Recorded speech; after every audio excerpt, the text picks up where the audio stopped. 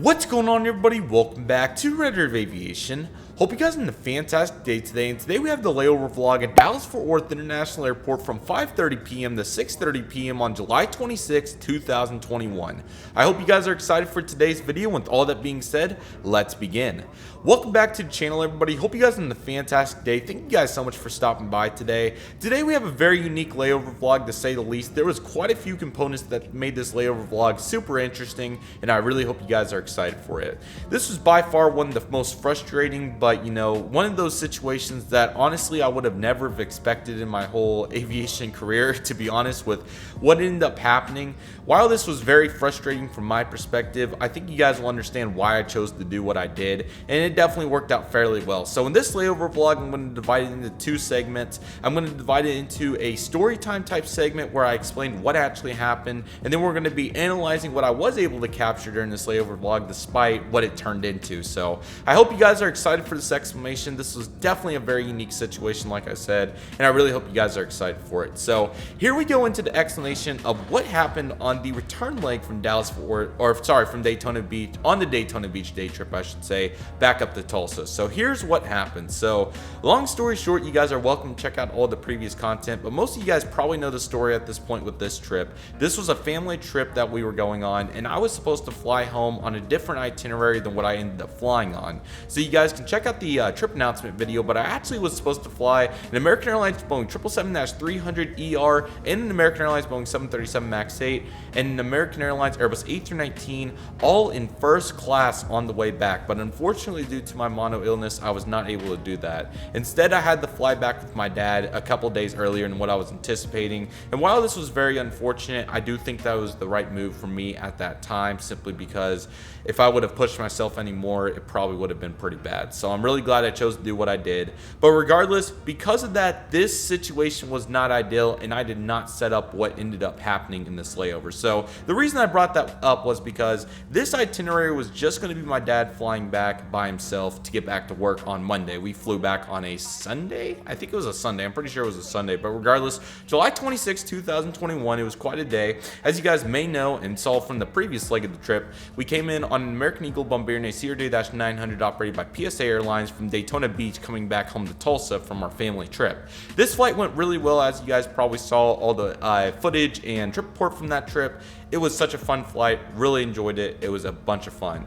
So with that being said, we made it into Dallas-Fort Worth International Airport 5:30 p.m. Now, in an itinerary, I would not have planned an hour layover for my personal standards, because as you guys may know, I absolutely love aviation photography and interacting with the airports whenever I get a chance. Obviously, I live in rural America, so I'm not able to go to these big airports every day, so it's really fun when I am able to. So that's why I plan these layovers, to do some aviation photography and get to see all these amazing airplanes at airports like Dallas-Fort Worth International Airport. And that is exactly what we did on our leg to Daytona Beach. Was we had a 3-hour layover. My parents ended up having a good time hanging out in the airport while I did my thing, so that worked perfectly fine. But on the return leg, like I said, my dad ended up having an itinerary that was very short. It was, for the layover at least, it was from 5:30 to 6:30. Now, in normal standards, that's fine for him, but unfortunately, since I needed to tag along, this was a little frustrating. So here's how it goes. So we arrive in on our CRJ-900, and the turn will be in the B concourse, obviously, at B29.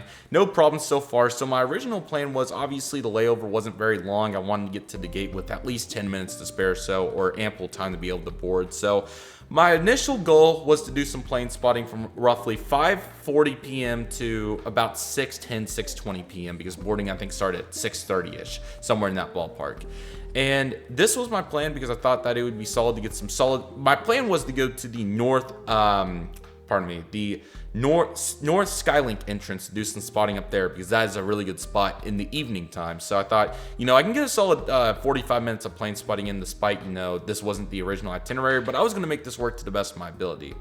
And unfortunately, that completely got washed. So here's what happened. We arrived to the gate, and I told my dad, I could have kept it to myself, but I just wanted to offer it, especially for what the compensation would have been. American Airlines, as you guys may know, over the pandemic's been doing their typical, especially on busy flights, voucher system on the app. So what they'll do is they'll offer to move you to a later flight if you opt for a voucher, and they have different voucher amounts. Usually it's $150, $200, $250, and $350, or something like that.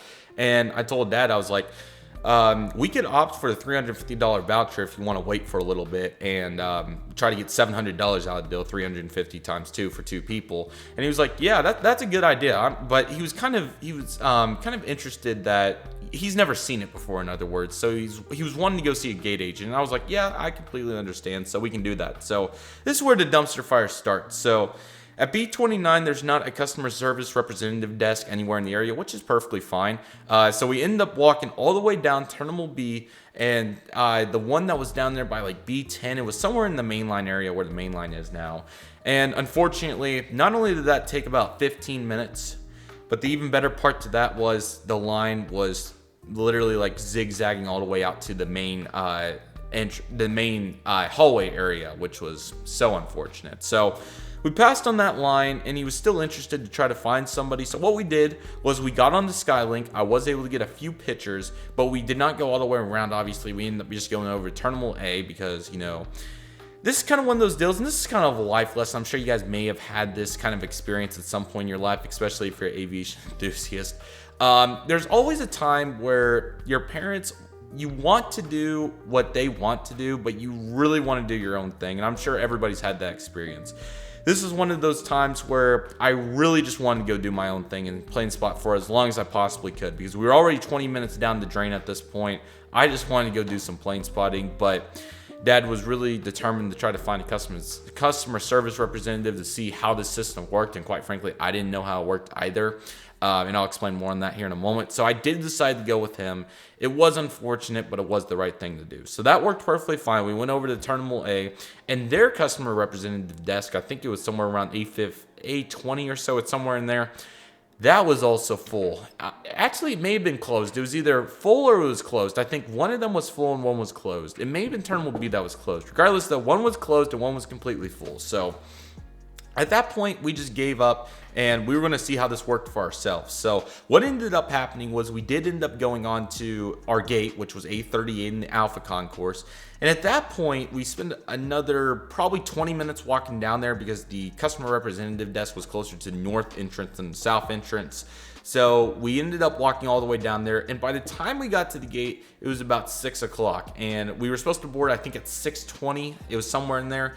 And at that point, there was only 20 minutes left. By the time I would have got back to the north Skylink entrance, it probably would have been 6:10, and I would have had no time to do any spotting. So at that point, it was a lost cause, and my spotting outing at Dallas-Fort Worth International Airport on this layover was tanked. That was all she wrote. There was no more spotting to be done, and the best I was going to be able to do was what we're about to see. So what ended up happening with the voucher, though, is I'm sure you guys may remember the 737 was the original itinerary. That's what we ended up getting on. I didn't know this till then, but the voucher is not guaranteed. What they'll do is the gate agent will call you. If they choose to opt for that, they'll give you your voucher, and you'll wait till the next flight. I was super tired, so honestly, I was kind of fine with it either way. I would have absolutely grinded on plane spotting. It was like, 7? So there was another hour and a half of light still, and I think it would have got us on probably an A320 flight. Now the 10:30 departure, that would have been pushing it. But regardless, it worked out fine, and we ended up getting on our 737, and the flight was good. I had my main cabin extra seat, and it worked well. And that report will be coming after this video next week, so I hope you guys are excited for that. It's definitely an interesting flight. It was one of those laid-back flights where there wasn't much going on, but it was cool because we did deviate and didn't go on a normal path, and there was a big thunderstorm in the area of Tulsa, so we did get to see some skirt clouds of that and different things like that. So we do have to say, flying in the southern regions during the summer, oh my, we've seen on every flight. But anyways, with all that being said, this was a tough situation for me. It was definitely a growing experience to realize that it was the right thing to do to help my dad out in this situation. Try to find a representative, even though we did end up giving up. But that's all right, because, you know, life doesn't go according to plan every day. And I have that sort of thing all the time, you know, between not being able to film when I want to, or having to reschedule things, or having to postpone different events. There's a lot of things that we just have to say in life, okay, and I'm not trying to make this a life lesson, I'm just simply saying from my perspective that this is just one of those situations where I just had to take a deep breath and be like, This has been an amazing trip. I've got to do quite a bit of plane spotting earlier in the day, as you guys saw in the Daytona Beach video. I got to do, what, 2.5, 3 hours of plane spotting. Got to see a lot of cool stuff. It wasn't the busiest airport ever, but I definitely got to do some. So, and then the previous layover at Dallas, man, that was phenomenal. You guys saw all the pictures for that. So I was still just feeling very fortunate that I was able to do that, and still getting to fly on another flight too, and make it home safely, of course, during these times. I mean, you know, it could have been so much worse, and I'm not trying to make it sound like that this was a tough situation, or, you know, the worst thing that could have happened. I was just simply trying to help my dad, and, you know, while I could have went on and did my own thing, I did what I thought was right, and there will be plenty of more opportunities to spot it, as long as everything goes according to plan. So this was quite the situation, to say the least, but I thought I did the right thing. So yeah, as you guys probably saw through the B-roll, I only had 2 actual video clips from walking in the hallway, so that was pretty interesting. But that was the first segment, the full story time of it. That is pretty much what happened. We did make it home safely, of course, and this is just one of those life experiences where sometimes you just got to make do with what you have, and that's pretty much the best that one could do in that regard. But it's all right. It happens. I completely understand, and it's all good. So with all that being said, we did end up getting to do some pretty good plane spotting, though, and I do want to show you guys that because there was a lot of good stuff, and I do feel like you guys would really enjoy it. So with all that being said, here we go into the full plane spotting itself. Now, there's about 200 pictures here, and there are some really good ones, so I'm super excited to share these with you guys. I think you guys will enjoy these for sure. So here we go. So as you guys can see, we are here with the pictures and preview, and we have a lot of really good ones. So starting right here with this American Eagle CRJ 900 wing picture, I just thought it was cool, and just to represent, we were on our flight, and I can kind of walk you guys through the full every situation going through here. So here we go. Next up, here was our landing on 17 Center. As you guys may saw the landing video, got to see the hangar in some really good detail here, and there's an absolutely beautiful American Airlines Boeing 777-300ER. This is the only thing I hate about summer spotting is the haze is so bad. I think it's 727 Alpha November. I'm going to try to take a look. 773 Alpha Romeo, pardon me. So that's looking really good. The American hangar is always going strong. I missed 757 sitting over there. Then we have the Spirit A319s that were still grinding at that time. That right there was actually a key moment. I'm sorry, I went a little fast there. My bad. Sorry. Backing up here. There is November 857 Alpha Echo, the last American Eagle number ERJ-140, the second to last, pardon me, and 858 were the last two. This is my last Ember 140 I saw, is what I was trying to lead to. What a bittersweet moment right here. I'm so glad that I got to see 858 and 857 in the summer of 2021 to finish off this what's the word for it? This avenue strong. And I also got to see 842 earlier in the year, so this is absolutely perfect. He was loading up with service to maybe Garden City. I'm not sure. I would have to double check. But this was just super, super cool to get to see this here at E24A. My last American Ember 140. What a moment in this connotation. It was super cool to see it for sure. So glad I got to see that. There's the Spirit baby buses. There's an Ember 145 right there. And then we're taxiing over to the other side of the airport. The concourse be like I highlighted in the trip port. There's an Envoy 175. American A321 taking off. There's the West Hangars, pardon me. And then we have a all white Mesa 900, which is really cool. And then there's another 900, and it was kind of backlit, so I couldn't do too much spotting. But there's 254, Emirates 777 in the background. That's really cool. I forgot about that. And then we walked all the way down the Concourse B, all the way to the end of it for customer service. Then this is the South B entrance Skylink. So we did get to see Vita Aerobus for the very first time. This is really cool. Yes, it's backlit, but honestly, it's still good. This camera's busting, man. It's still doing a really good job. I'm really happy with the DSLR. There's 820 Alpha Lima. That's actually Gemini Jet's first release. That's really cool. I'm telling you guys, we always see things when things are going on. I did get this quick snapshot on the Skylink before we went down to the customers representatives of the American 787, so that was awesome. And this GA ramp also going super strong. We got Learjet, Citation, Challenger, a Falcon, 2 Falcons, and another Learjet. So that's looking really good. Some really nice stuff right there for sure. Then we got to the gate, and there is Reno Air. This was my second time seeing Reno Air because the first time was in the Dallas and Phoenix day trip, which was very cool at night. My first time seeing Reno Air during the day. This was one of my absolute favorite special liveries. So this was super, super cool. Was so glad it parked right next to it. And just look at all that ground service equipment too. But Reno Air, it's going on at the Boise, Idaho, which was a really cool flight. Definitely a good time of the day to do this flight in my opinion. So I was really glad to get to see that. That was very, very cool. Here's our aircraft that we took from Alpha 38, November 881, November. Better shot coming up the intervals were blocking it up just right there. Like I said, absolutely beautiful airplane. I wish it wasn't so backlit, but then I boarded, I think I was 9A, I think. I would have to double check. I think it was 9A, but this was an awesome main cabin extra seat. Just, I don't know about you guys, but honestly, looking through pictures like this, it's just such a vibe, especially older ones. And this is already kind of getting old. It's almost a year old already, but DSLR always does a great job. There's Reno Air from the side right there, American A320, and then I get a lot of taxiing shots, as you'll see right here. This is one reason why I absolutely love the 18x300 lens. Being able to get shots from that to that is just absolutely incredible. Here's a beautiful tell shot of the American 737 right there. That was really cool on C6, shutdown APU reminder for the pilots. That was very cool. Here's American Airlines 737-800, November 820, November. Looking really good. Keep in mind, you're not going to be seeing any logo winglets at this point in time in July of 2021. Really nice lighting. I got very fortunate that we're in this situation for some good pictures. And we were over on the CRD 900 rival. That was really bad, so this kind of made up for it. American 737-800. And these also made up for not getting to do any actual spotting, if you guys know what I'm saying. Here's the Airbus lineup as well. There's a really good shot, 924. There's 741, 806, and a couple more Airbuses. Looking really, really good. Some CFMs going strong. Delta A220. I don't think I got a very good shot, but hey, it's okay. Can't read. Kind of one of the standards, in my opinion, is if you can't read the registration, it's probably not very good. So, RIP. There's a better shot of 806, and then we have what's the other one in the back? I can't see. Do I zoom in on it here? As you guys know, I love to go for multiple shots. 155, and I can't see the other 321. There's 660 American A320. These A320s invaded, man. It was insane. Then there was 177 Uniform Sierra. Really nice shots right here, the Airbuses. This one, 559 Uniform Whiskey in the DFW Tower as well. The reflection makes it kind of hard at times, especially when you can't control your position, but it's all good. May have to crop out a nose shot out of that one. American A321, this was a very nice one. I didn't get a tail number. 158 Alpha November, looking really good right there. Also, look at the tail. That's a very interesting pattern design right there. Very unique to say the least. Next up, we have this absolutely beautiful American Airlines Boeing 787-8. If I sneeze, I apologize in advance. I'll just leave it in for the heck of it. Sorry, guys. Let's see what the tail number was. I think it's 847 Alpha Alpha.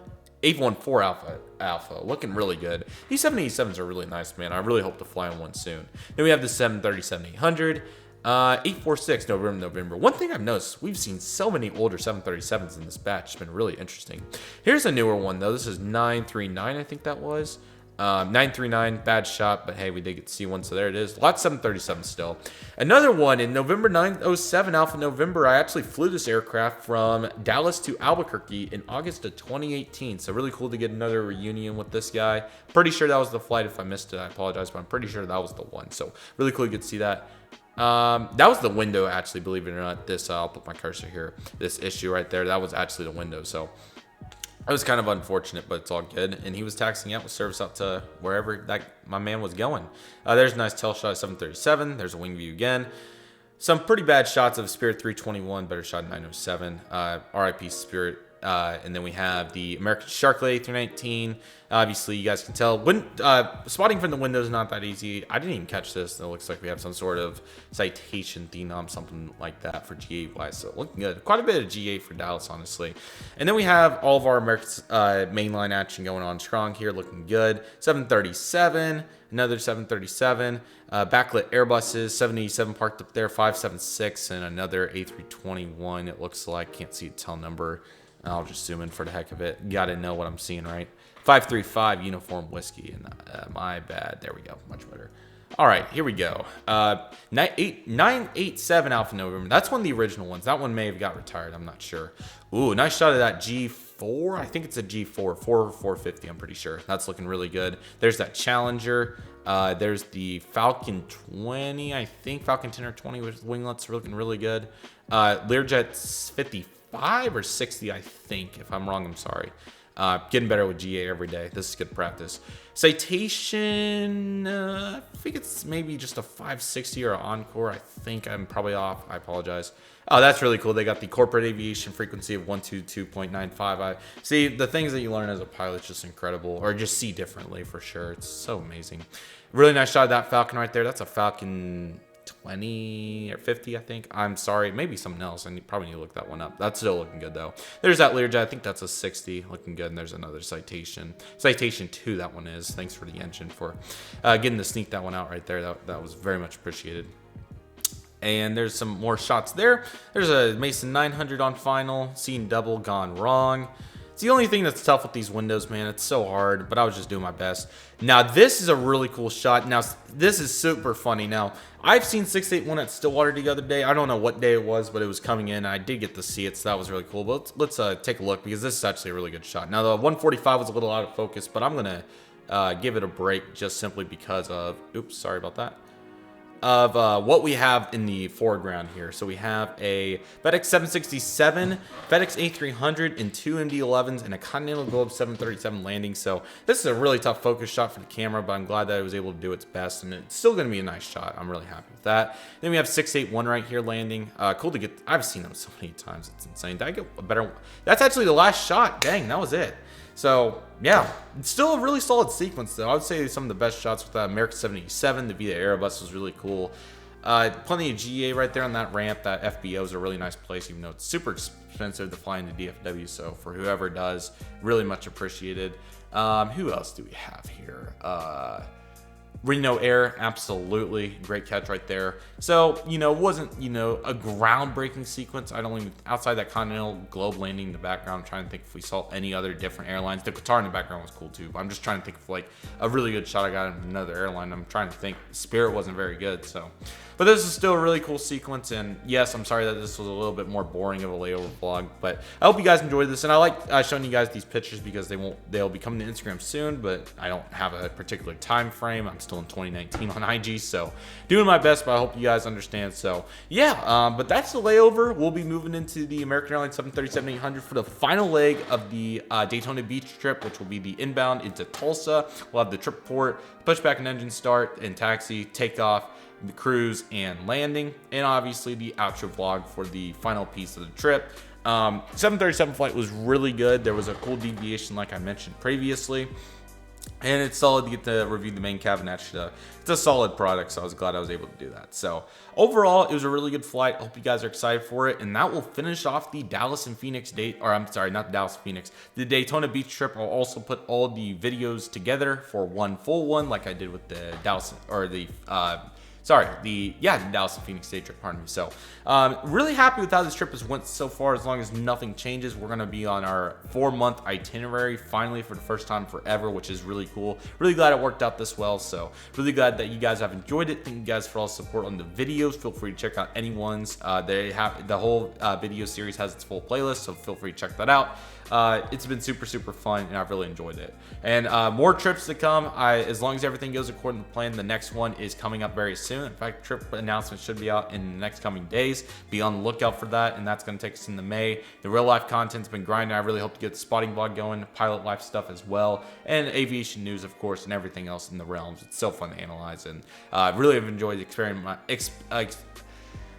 my goodness, I've really enjoyed sharing my experiences with you guys, pardon me. So yeah, it's been absolutely awesome. Really hope you guys are excited for it. It's going to be awesome, and I'm so excited for what's to come. So with all that being said, everybody, that will do it for this Dallas-Fort Worth International Airport layover vlog. Kind of a dumpster fire, but we definitely made the most of it, so I'm really glad it ended up working out somewhat well. Let me know what you guys think of it, and tell me what you guys would have done in the comment section. Would you have helped your dad in this situation? Just curious. Feel free. But regardless, that will do it for today's video, everybody. Thank you guys so much for watching. I really hope you guys enjoyed it. Be sure to stay on the lookout for all the upcoming videos from Dallas and Phoenix day trip. We are winding down, but we still have a lot of good ones to come, so be sure to stay on the lookout for it. So with all that being said, that will do it for today's video, guys. Thank you guys so much for watching. My name is Red Deer Aviation. Thank you guys so much for watching. Take it easy, everybody. Stay safe, social process. Do what you love and love what you do. My name is Red Deer Aviation. I want to thank you guys so much for watching, and I'll see you guys soon as Red Deer Aviation is signing off.